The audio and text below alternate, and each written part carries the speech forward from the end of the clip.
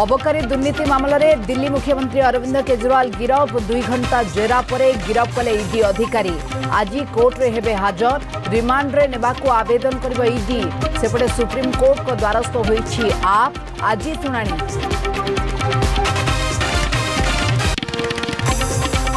केजरीवाल गिरफ प्रतिवाद विभिन्न स्थान में आप कर्मी हल्ला बोल बहु कर्मी को उठाइला पुलिस दिल्ली में बढ़िला सुरक्षा व्यवस्था केजरीवाल को गिरफ पर मंत्री आतिशी कहले जेल चलिबो दिल्ली सरकार।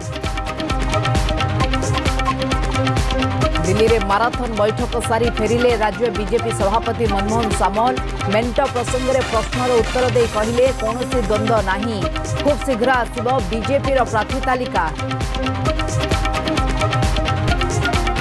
पुणी बढ़िबो ताती दिनर तापमात्रा आसंता 3 दिन भितर प्राय 10 डिग्री बढ़िबा संभावना रातिर तापमात्रा मध्य 3 ରୁ 5 डिग्री वृद्धि होई पारे होली रे 40 डिग्री डेइबो पारद। आज